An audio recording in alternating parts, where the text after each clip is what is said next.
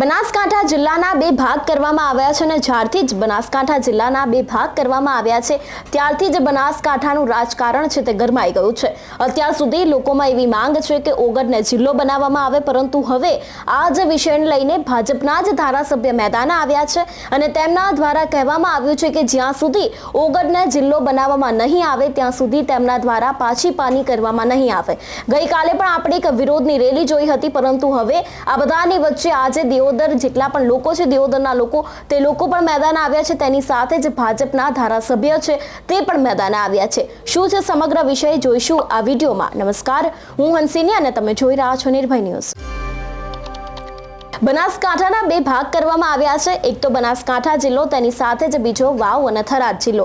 આ બધાની વચ્ચે વાવ અને થરાદમાંથી થરાદને વડુ મથક બનાવવામાં આવ્યું છે। અત્યાર સુધી દિયોદરને વડુ મથક બનાવવામાં આવે તેને લઈને વિવાદ ચાલતો હતો, પરંતુ હવે આ બધાની વચ્ચે ઓગડને જિલ્લો બનાવવામાં આવે તેવી પણ માંગ કરવામાં આવી રહી છે। અત્યાર સુધી દિયોદરની જેટલી પણ પ્રજા હતી તેની સાથે જ બનાસકાંઠાની જે પ્રજા હતી તે લોકો એવું કહેતા હતા કે દિયોદરને વડુ મથક બનાવવામાં આવે ને ઓગડને જિલ્લો બનાવવામાં આવે, પરંતુ હવે ભાજપના આ નિર્ણયની સામે ભાજપના જ ધારાસભ્ય મેદાને આવ્યા છે। આ ધારાસભ્ય દિયોદરના છે અને દિયોદરના કેશાજી ચૌહાણ છે તે હવે મેદાને આવ્યા છે અને તેમના દ્વારા કહેવામાં આવ્યું છે કે જ્યાં સુધી ઓગડને જિલ્લો બનાવવામાં નહીં આવે ત્યાં સુધી હું પાછી પાની નહીં કરું। આ બધાની વચ્ચે સૌથી પહેલા તો ધારાસભ્યને સાંભળીએ કે તે શું કહી રહ્યા છે। આજે ઓગડ જિલ્લાની માંગણીને લઈને આજના કાર્યક્રમમાં આપણી વચ્ચે ઉપસ્થિત પરમ વંદનીય ગુમાનસિંહ બાપુ, આપણા દિયોદરના માજી રાજવી, આપણા પૂર્વ ધારાસભ્ય પરમ આદરણીય માનસિંહ બાપુ, મંચ ઉપર સર્વે મહાનુભાવો, અહીં ઉપસ્થિત સર્વે વડીલો, ભાઈઓ, બહેનો, બાળકો, યુવાન મિત્રો, પત્રકાર મિત્રો અને આ ઓગડ જિલ્લા માટેની જે લડાઈ ચલાવે છે એ સમિતિના સૌ કાર્યકર્તાઓ, ભાઈઓ અને બહેનો, આમ તો આ અમારે જયંતિભાઈના ભાઈ દર્શનભાઈની એમની ઈચ્છા હતી કે તમે અમને મળવા આવો, એટલે હું તો આવ્યો હું તમને મળવા, એટલે આવ્યો મળવા, બેહાર્યો દળવા। તમારી શું વાત છે, વાત આ વિસ્તારના ધારાસભ્ય તરીકે સાંભળવા માટે આવ્યો છું। મારી એ જવાબદારી છે, મારી ફરજ છે, મારું એ કર્તવ્ય છે, મારો એ ધર્મ છે કે પ્રજા શું કહે છે, પ્રજાની વાત એમની વચ્ચે બેસીને સાંભળવી અને પ્રજાની વાત આ વિસ્તારના પ્રતિનિધિ તરીકે સરકાર સુધી પહોંચાડવી મારી જવાબદારી છે, મારું કર્તવ્ય છે। અને અહીં વાત કરી કે કર્તવ્યમાં હું કદી પાછળ નથી પડ્યો।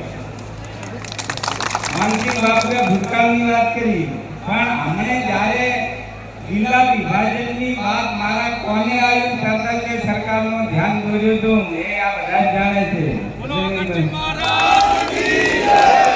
કે ભાઈ આ વિસ્તારની જનતા ઓગડથી એ તમામ સમાજો, તમામ ધર્મો અને તમામ કોમો, તમામ જાતિઓમાં ઈષ્ટદેવ તરીકે પૂજાય છે અને એમના નામે જો જિલ્લો બનાવવામાં આવે એવી લોકોની લાગણી છે। વાતને માત્ર મોઢાની ને ઓન પેપર ઉપર મારા લેટર પેડ ઉપર લખીને સરકારને આપેલી છે, પણ કદાચ ઓગડની હજી તપશ્ચર્યા આપણા માટે ઓછી પડી છે, આપણી ભક્તિમાં કોઈ ખામી રહી ગઈ છે એવું હું માનું છું કે જેના કારણે એ વાત સરકારે નથી સ્વીકારી। પણ આજે આપણે પ્રાર્થના કરવા માટે આવ્યા છીએ કે આ ઓગડજીની ધરતી છે, આ ધરતી એ સત્યની ધરતી છે અને सत्य का कभी पराजय नहीं हो सकता, सत्य कभी पराजय नहीं हो सकता। सत्य ने साबित થતા વાર લાગે પણ સત્ય કભી પરાજિત નહીં હો सकता, સત્ય में જય તો હોય છે। અને એ ઓગડજીને આપણે દિલથી બધા પ્રાર્થના કરવા માટે આવ્યા છીએ કે ઓગડજી તમે બધાના દિલમાં વસો। કે અહીં બધા જે નામ લીધા રાજ સરકારમાં જે બડા છે બધાને ઓગડજી એમના દિલમાં વસે અને જ્યારે આ જિલ્લાની જાહેરાત થઈને મને તમે આવેદન પત્રક આપ્યું, મેં તરત જ બાજુ સરકારને પુનઃ વિચારણા માટે પણ કાગળ ઓન ટેબલ લખ્યો છે, જે અહીં આ બધા હાજર છે. જ્યારે તમે પ્રત્યેક ઉપાસ કેમ અંદર ઉપાસ આંદોલન પર બેઠા 7 તારીખે ત્યારે સરકારનું તીડું આવ્યું અને એમાં ભાઈ જયંતિભાઈ, ભાઈ દર્શનભાઈ, ભવનજી, ભાઈ બાપુ સાહેબ અને આપણે 7-8 મિત્રો હાજર હતા. ને એમાં મારે જે વાત ભાષામાં જે વાત કરવી હતી સરકારને કરી છે, એ સાક્ષી છે. એટલે આપણે પૂરો પ્રયત્ન કરી રહ્યા છીએ. પણ મારી આપને એક જ વિનંતી છે કે બધાય સંપે થઈને લોકશાહી ઢબે આપણે આપણી માંગણીને આગળ વધારવી જોઈએ. તો વિજય ઓગણજીની ધરતીનો થશે. વધારે વાત નથી કરવી, પણ ઓગણજીની ધરતીને ગૌરવ મળે, ઓગણજીનું ગૌરવ વધે, એમાં પાછો રે તો પછી જણનારીનું ખાવાનું.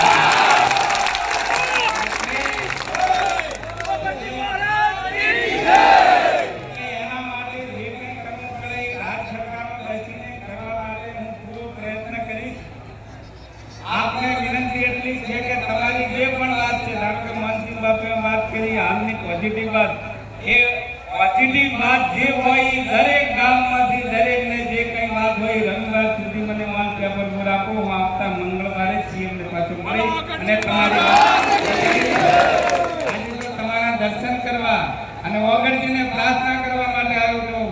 આપણે સૌ પ્રાર્થના કરીએ કે ઓગણજી એ આ ધરતીની વાત ને છેક સુધી પહોંચાડે અને એમાં ઓગણજી આપણને સહાયતા કરે, આપણને મદદ કરે. અને ઓગણજીની સહાયતા વગર આ કામ શક્ય નથી. એટલે આપણે બધા ભેગા થઈને બે હાથ જોડીને ઓગણજીને દિલથી પ્રાર્થના કરીએ કે હે ઓગણા, તમે અમારી આ વાતને સાર્થક કરજો. સૌનો આભાર. ભારત માતા કી જય. અત્યારે હાલ બનાસકાંઠાના બે ભાગનો વિવાદ ચરમસીમાએ પહોંચ્યો છે. એવું લાગી રહ્યું છે કે હવે ભાજપના જ નેતાઓને આ નિર્ણય સ્વીકાર કરવો નથી. કારણ કે અત્યાર સુધી આપણે જોતા આવ્યા છે કે કોંગ્રેસના નેતાઓ દ્વારા આનો વિરોધ કરવામાં આવ્યો હતો, પરંતુ હવે ભાજપના ધારાસભ્ય આ વિષયને લઈને મેદાને આવ્યા છે. તેમણે એમ પણ કહી દીધું કે જ્યાં સુધી ઓગળને જિલ્લો બનાવવામાં નહીં આવે ત્યાં સુધી તેમનું આ જે વિરોધ પ્રદર્શન છે તે યથાવત રહેવાનું છે. અને દિયોદરને પણ વડુ મથક બનાવવાની અત્યારે હાલ માંગ ઉઠી રહી છે. કારણ કે વાવ અને થરાદમાંથી થરાદને વડુ મથક બનાવવામાં આવ્યું છે અને દિયોદરને સ્થાન ન આપતાની સાથે જ દિયોદરને વડુ મથક બનાવવામાં આવે તેવી પણ અત્યારે હાલ લોકોમાં માંગ ઉઠી છે.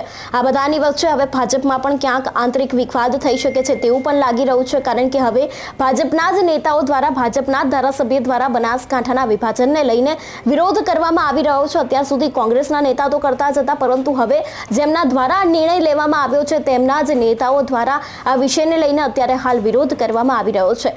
તમારું શું માનવું છે આ વિષયને લઈને? અમને કમેન્ટ કરીને ચોક્કસ જણાવજો. તેની સાથે જ મારી ચેનલ નિર્ભય ન્યૂઝને લાઇક, શેર અને સબસ્ક્રાઇબ કરવાનું ભૂલશો નહીં. નમસ્કાર.